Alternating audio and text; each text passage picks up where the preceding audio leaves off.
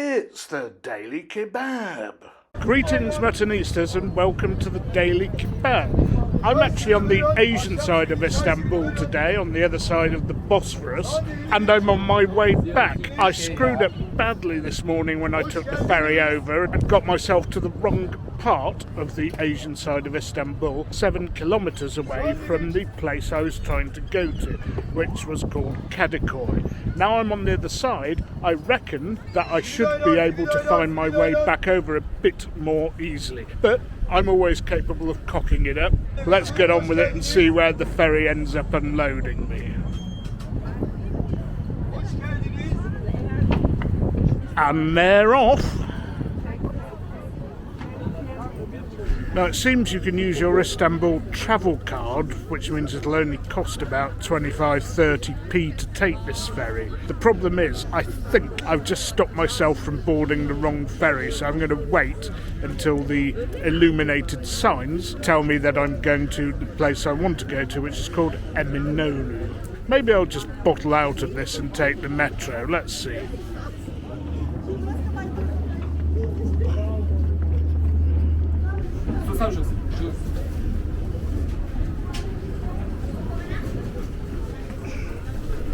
Well, this is a much smaller boat than the one I came out on, one for properly experienced mariners. I reckon people who don't use boats much will feel a little bit tremulous on this boat. It's waving about from side to side, even when we're docked. This boat will hopefully just about get me over in time to watch the Netherlands against USA today. Anyway, 2 games coming up tomorrow, which I'm going to predict for you here. First of all, we have France against Poland. Well, Poland have been the most unconvincing of qualifiers. At one stage they were getting through because they'd had less yellow cards, and the FIFA fair play rules determined that would be the way that they'd split a tie if the goals scored and the goal difference were equal, which for a time, until the Saudis scored late, was the case against Mexico. Their only goals in this competition came against Saudi Arabia, one the most ridiculous gift, which gave Lewandowski's first ever World Cup goal, and the other one, okay, they did work that and beat the Saudi high line, but I cannot see them doing anything against France. France have looked pretty good, especially when Mbappe has been able to run at defenders, although I have to say, I thought Denmark gave them quite a hard time, so maybe they're not all they seem to be. We'll have to see. They have a cropped fullback, although they have some squad depth, but their second and third team playing against Tunisia were no great shakes. But all in all, I see it being way too much for Poland, and I think this is going to be a 3-0 win to France. And it's quite bold, in my opinion, to predict 3 goals to anybody in the knockout stages where people play very, very risk-free, cagey football.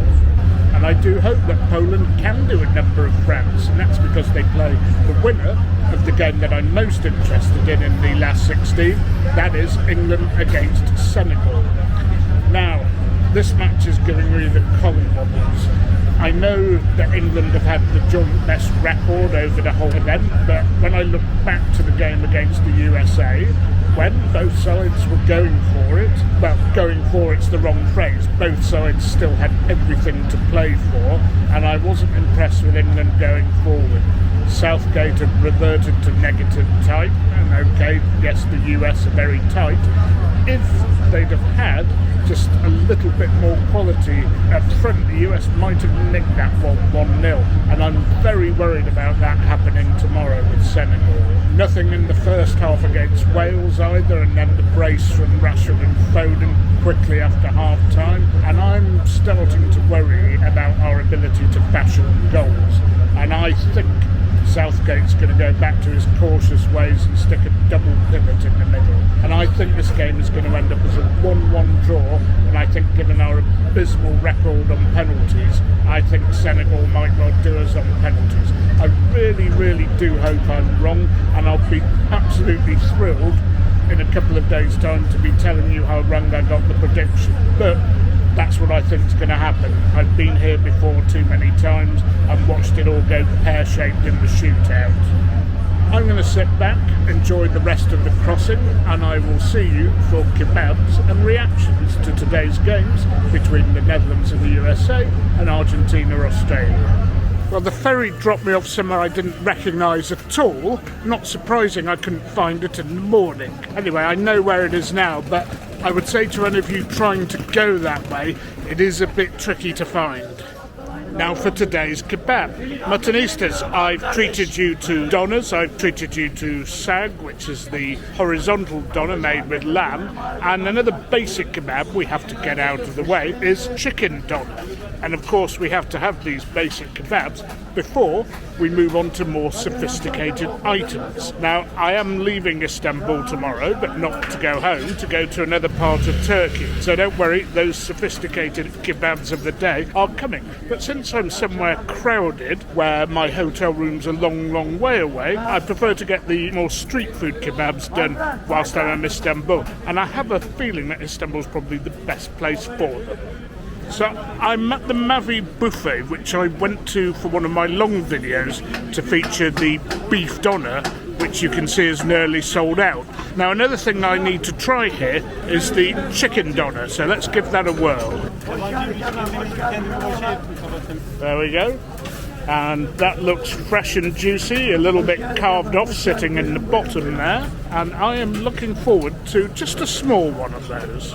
And when the lamb sells out, when the beef sells out, this is what happens. I guess it takes 20 minutes to half an hour to warm up or properly cook the outside of that. And if you have a look down there on the display, some of that is actually looking like it's medium rare, which was delicious. I really enjoyed my beef kebab here.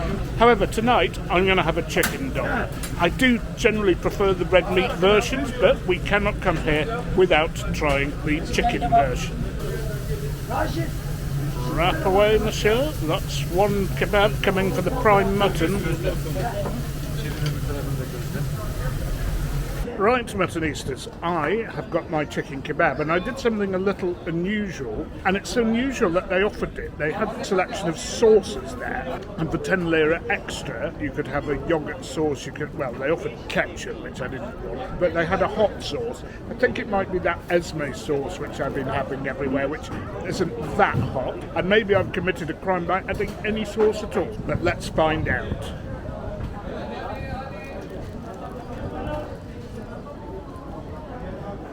There's the interior, and it's very, very juicy, and I have to say, I couldn't actually taste the sauce. Maybe it's in the other side of the kebab, but it doesn't even need sauce, to be honest. What it does need, and it has, are those little tomatoes and pickled vegetables. Oh yeah, we found the sauce eventually, and as I predicted, it's got a bit of heat, but not too much. Anyway, it has more in common with a chicken shawarma than it does with what they call a chicken doner in the UK. It's proper meat, and as you saw when they changed the beef kebab, again, proper meat, not some stuff that's been melded together from scraping off stuff from the back of a spine, which is what most doner spits are, or slabs of doner are, in the UK. Well, that was moist, juicy, rich, tasty. Loved those pickles again they put in those kebabs, and the sauce was completely unnecessary. It was that juicy. So the cost there was £2.50. Would have been £2 with the sauce, and that included a bottle of water. Can't go wrong with that, can you, Muttonistas? Anyway, since I have to pack, edit, upload, and then sleep for a few hours before leaving tomorrow, I'm going to give a very brief reaction to today's events at the Qatar 2022 World Cup.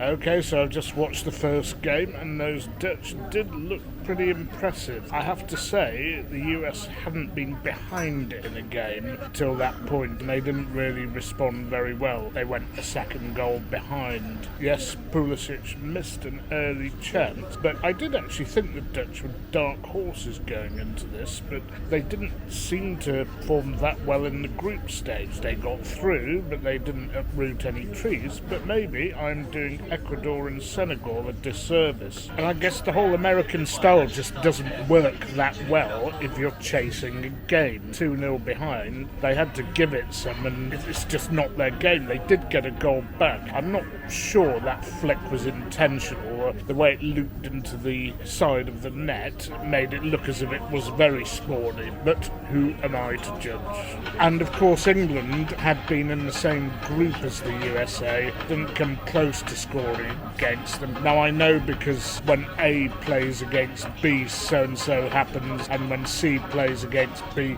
something else happens, and it doesn't mean that when Team A play against Team C that the result is going to be the combination of the two. But I haven't seen anything from England yet that looks as if it's going to come anything close to dealing with the top sides. Please prove me wrong, Mr. Southgate.